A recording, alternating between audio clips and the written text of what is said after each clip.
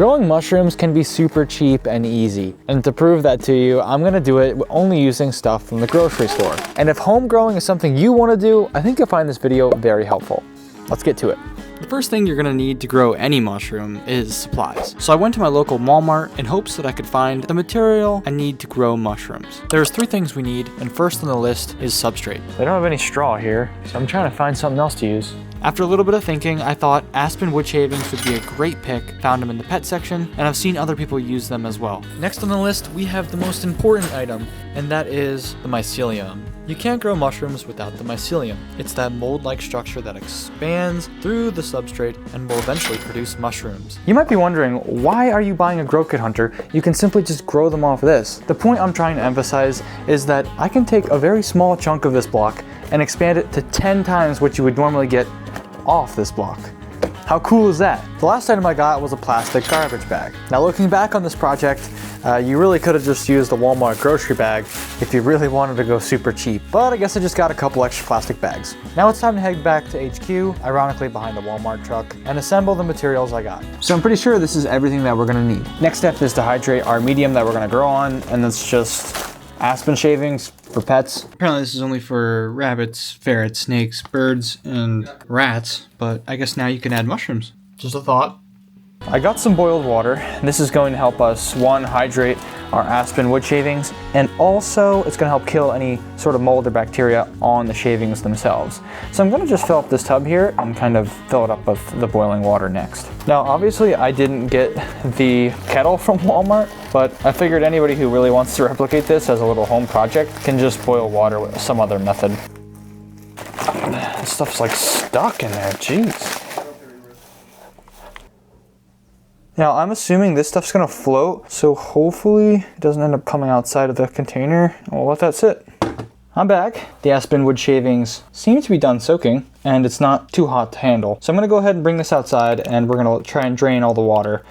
Now that all the water is drained out of our little container here, I dumped out the shavings into one of the plastic bags I purchased and began to layer the tub with mycelium from the Grow Kit, then aspen shavings, until I got to the top. it's really important you understand I only broke up and used about 1/3 of that Grow Kit. And for the aspen wood shavings, I only used about, I don't know, 1/25 of the entire thing. That's really crazy. And in just a little, you're gonna see how much I grew off that small amount. Just imagine if I were to use this entire thing. I'm gonna now clean everything up and then we're gonna let this sit for a little time. I went ahead and wrapped our little brick and then also a little twisty tie I raveled around the top of it. Just gonna keep some of the moisture and humidity in, and we'll check on it in a couple of days. Believe it or not, this colonization phase happens pretty quick. Just after day 1, I started to see some mycelium buzzing up on top of our substrate. If you want to see the full timeline of how I grew this exactly, you can go to sporload.com on the experiment tab and check out everything there. If you want to join so you can track your own home grows and become a better grower, consider joining the club. It's a great way to support me, and once you're in forever. Ooh, it looks to be just about done.